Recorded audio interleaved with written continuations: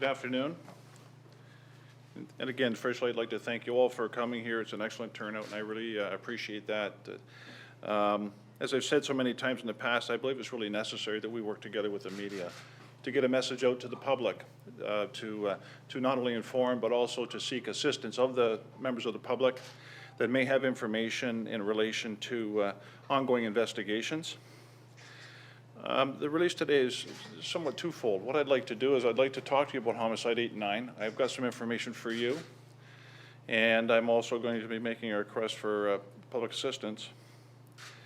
And I also think that it would be appropriate to address any questions as it relates to any trends or numbers or comparisons that might be drawn between, say, January of this year versus January in other years. And those questions I'm prepared to address, and if I don't know the answer, obviously I'll research that. Just to recap Homicide 8 and 9.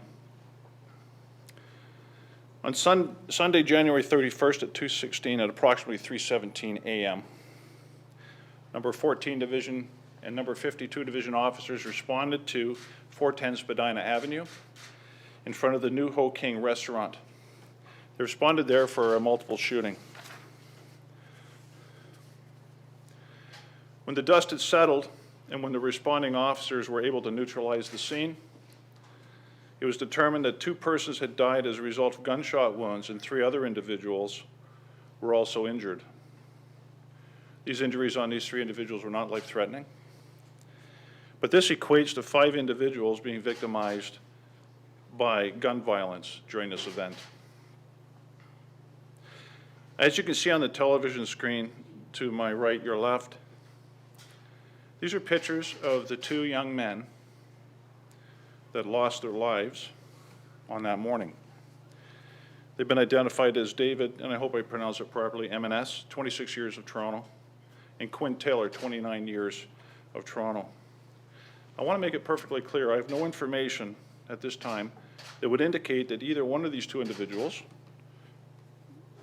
are part of or affiliated with any street gang. Our investigation to date indicates that the 2 deceased males and 1 other injured individual were in the area that morning.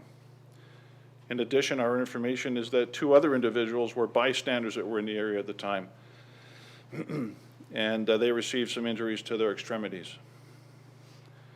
Investigators are attempting to establish a timeline for these 2 deceased victims in order to determine a motive for the shooting. We are asking anyone who either saw or were with these 2 men during the hours that led up to the homicide to come forward and speak to my investigators. Your information would be of great assistance and benefit to the investigation and may help us in determining what precipitated the murder. I can advise you of the following: that on the early morning hours of January 31st, it was quite mild. There was a great number of people that were walking both on the east and west side of Spadina Avenue. We are appealing to those individuals to come forward if they have any information that may assist in this investigation. Secondly, there were a significant number of cabs in the area. They were both picking up fares, and the drivers may have been in a position themselves to see the events that led up to and what occurred during the homicide. We'd like to hear from any cab drivers that saw anything or may have picked up passengers that spoke of what occurred or that advised that they had witnessed the event. Experience has indicated to us that individuals that are witnesses to these types of events may capture information on their cell phones, and there may be information that may be on their dashboard cameras. We ask that those individuals contact us and share the footage with us. It's not uncommon for this type of information or data to be utilized in the prosecution for somebody for a homicide. In fact, it's quite prevalent in what I've seen lately in homicide investigations. So we're seeking to obtain that information. The New Ho King restaurant was extremely busy at the time of the shooting. The shooting occurred right in front of the big window. We are interested in speaking to the patrons of the restaurant that morning for information, and obviously for the same reasons as I spoke about earlier. My investigators are currently poring over security video and CCTV camera footage. I expect in the near future that they will be, in fact, releasing information that they've gleaned from these videos to put forward in the attempt to identify a suspect or determine the description. I'm asking if you reside or work in the area and we have yet to review your CCTV camera security footage, contact us. We will have somebody come over and review to see if there's any potential evidence that may be contained within your devices. Here's the bottom line. We seek and we require the assistance of the public to solve violent crime. This is the type of behavior that erodes at the public's perception of safety, where they live, work, and play. It is for this reason that individuals that have knowledge of the homicide should come forward and share what they know to my investigators. As a police service, we cannot do this alone. We must all work together to make a difference, to ensure public safety, and to reduce the level of violent crime that we're seeing and have seen over the last number of months. Anyone who has information on this homicide investigation, I ask them to contact Detective Sergeant Mike Carbone. He can be reached at 416-808-7400, extension 77378. Or you can contact the main homicide squad number at 416-808-7400, and you can leave a message on the machine. And of course, you can leave your information with Crime Stoppers at 416-222-TIPS. Your information may be valuable to our investigation and may be all that's required to solve an otherwise unsolved homicide. Now, I'll attempt to answer any questions. I just want you to bear in mind this is an active and ongoing investigation, and I'm not going to be able to speak of the minutiae of the case. Do you believe that both Quinn and David were the intended targets of this gunfire? Right now, based on what I know, I would suspect that they were targeted by the person that pulled the trigger. What about the other people who were hit but not fatally? Were they targets or were they bystanders? I believe that the two deceased and another individual were together, and I believe that the three of them, the two for sure, but maybe the third one may have also been targeted, but the two other individuals that received the injuries to their extremities were in the area, and I would suggest that may have been struck by a stray bullet or some other fragment or something else. The other party that was, you believe, another intended target, have they been cooperating with police, or have they been able to provide a suspect description given that they were involved in this altercation? Most individuals that were involved in this have been cooperative, but what we need is more wholesome information to help us establish motive. Do you have any reason to believe that the third person who may have been targeted had any ties to gangs? And I'm sorry, I didn't catch that. Any connection to gangs? The third person who was possibly also targeted? No, it didn't. So you believe that these two men were the targets of the person with the gun, but they have no affiliations to gangs? Yes. Okay. Yeah. Yeah. We're looking into this, but there's many possibilities. And one possibility would be, and I've seen it before, where there has been some altercation, words spoken, an unintentional bump. I'm not saying that's what it is. This is entirely possible. Something has led to this. And obviously the shooter has jumped from 0 to 1,000 and this very low tolerance, and he's pulled his weapon and shot these two and killed these two young men. You mentioned that this month has had a higher number of shootings than past months.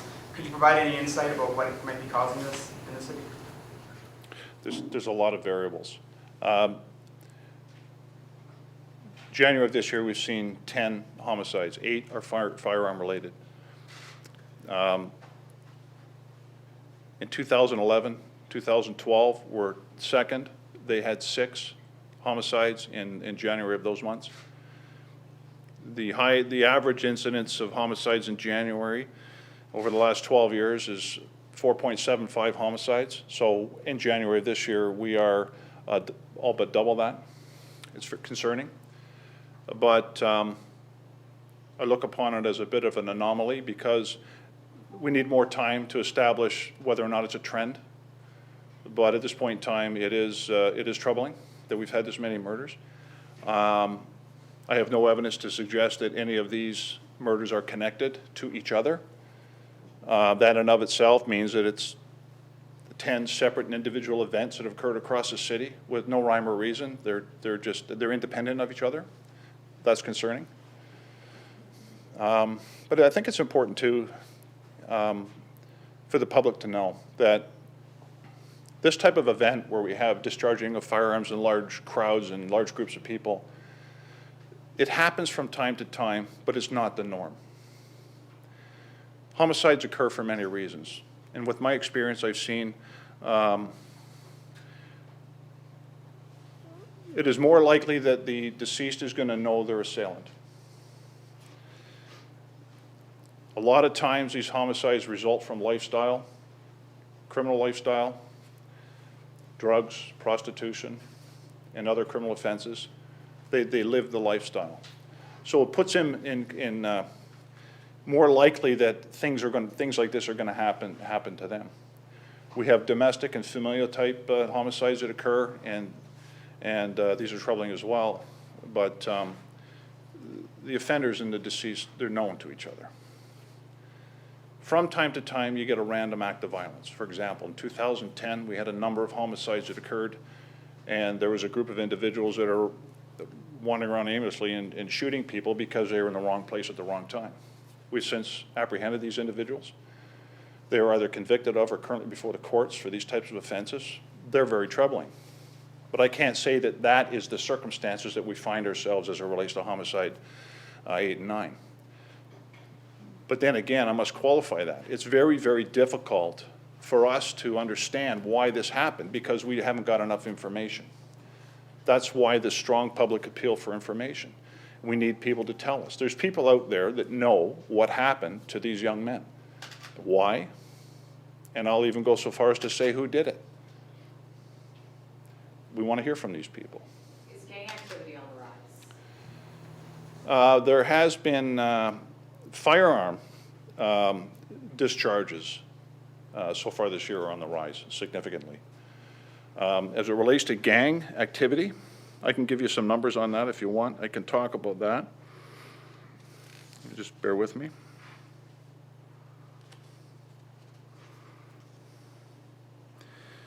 So for example, in 2015, we had 13 events of what I would call gang-related homicides, which would be 23.6% of the total number of homicides in 2015.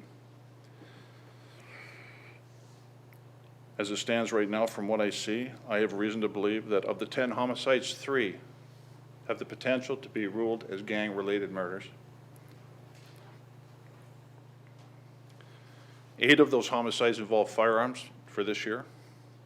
2 are death by another mechanism. In the last 5 years,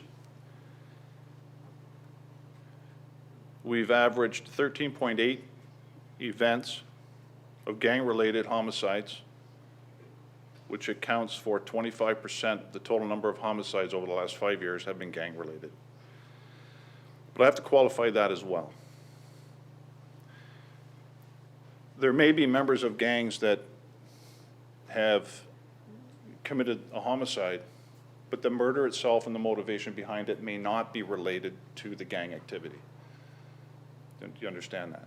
And I've seen it before where we've had, whether they be gang-related or organized crime-related, the murder itself, the root of it is not the gang or the organized crime. It's something that happened between 2 individuals, and it'd be more of as a result of a dispute. Are these the people carrying guns, though?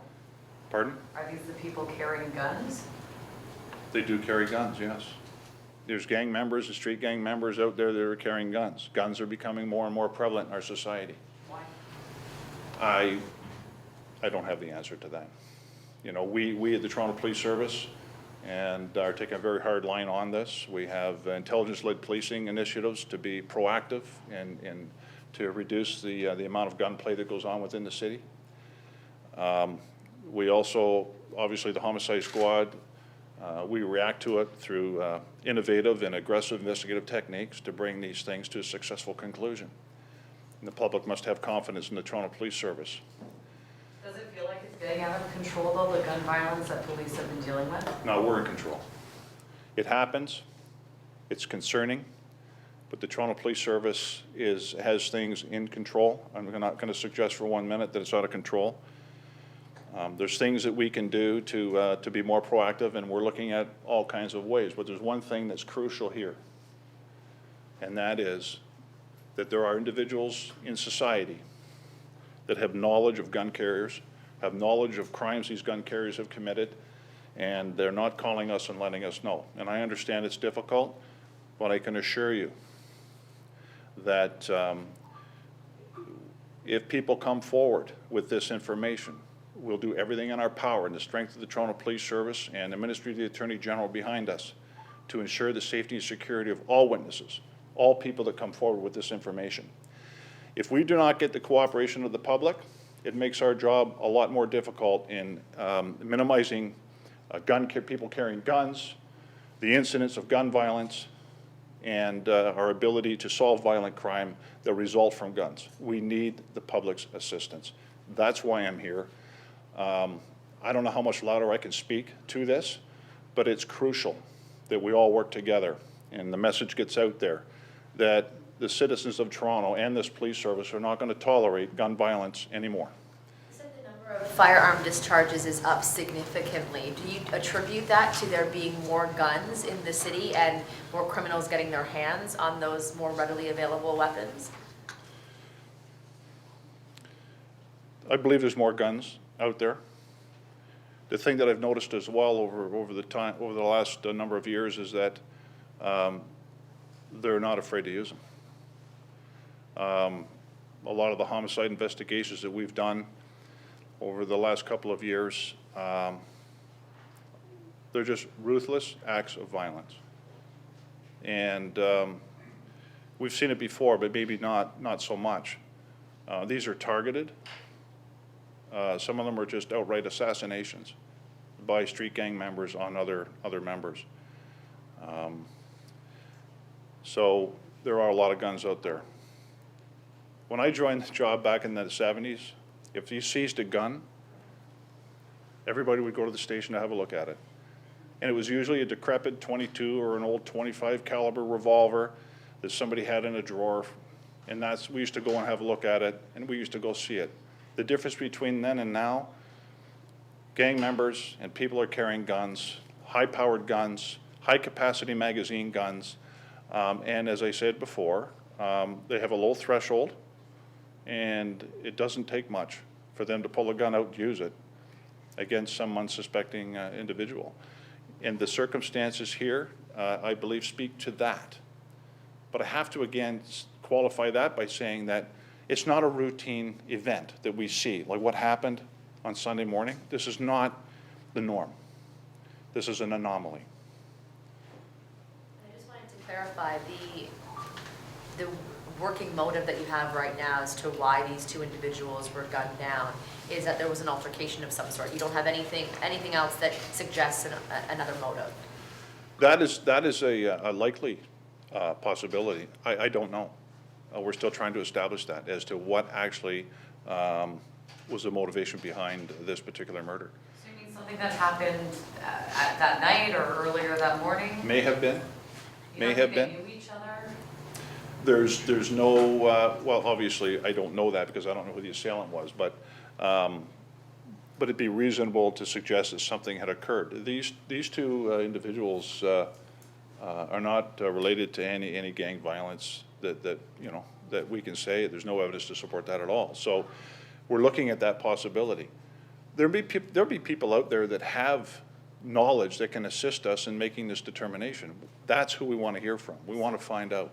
Are these two innocent guys just out for a good time and crossed the wrong person? Based on what I know right now, I would suggest that's more likely than not.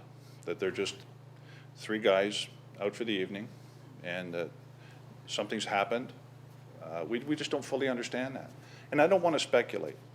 What I did when I put that forward is it could have been a bump or a word or something spoken. It's just, sometimes that happens. I've seen homicides occur because somebody's lost face or somebody has upset somebody, or from maybe like a road rage incident.